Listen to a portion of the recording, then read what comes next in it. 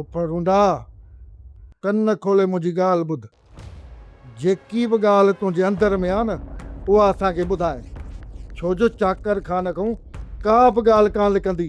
ऐं जेकॾहिं सुभाणे चाकर खान जे आॾो असां कूड़ा साबित थियासीं न पोइ तुंहिंजो ख़ैरु कोन्हे को। अरे ॿई ॼणा मुंहिंजी ॻाल्हि त ॿुधो। तव्हांजो टंडे मोहम्मद खान मां हिते आया हो, मुंहिंजे पारां विढ़ण आया हो या मूंखे फाहो ॾियण जे लाइ हिते पहुता हो? केरु थो चए त असां तुंहिंजे पारां विढ़ण आया आहियूं?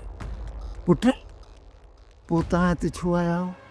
ड्राइंग पेर मूंखे तव्हांजी का बि ज़रूरत कान्हे बाबा। हलो वठो टिकट, हलो न त कंदो सां वाड़े तारा गोल तारा। असां हिते तुंहिंजो मसलो हल करण जे लाइ आया आहियूं। जेकॾहिं तोखे मोचड़नि खाइण जो एॾो शौक़ु आहे न भली मोचड़ा खाए। असां अॼु जो अॼु ॻोठ था वञूं, पोइ तूं ॼाण तुंहिंजो कमु ॼाणे। अब्बा तव्हां हिन खे छॾियो, असांजो सोचो पुट। पुफी पोइ हीअं था कयूं त रूंडे खे हिन जे हाल ते छॾे था ॾियूं। तूं असां सां हाल त हलूं था।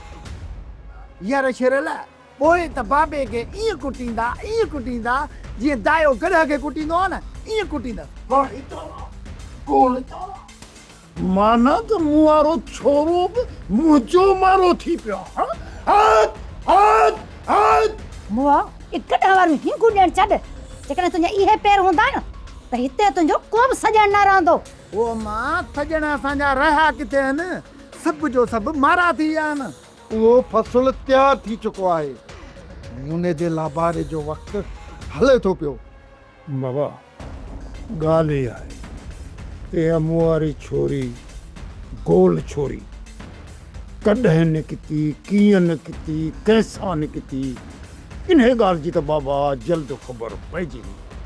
पोइ पुट तव्हांखे मां ॿुधाईंदुसि त ॾोही मां या को ॿियो। ख़ुदा कंदो तुंहिंजा हथ आज़ाद ऐं साफ़ हूंदा। जेकॾहिं न त पोइ चाकर खान जा हथ असां सभिनी जी ॻिचीअ में हूंदा।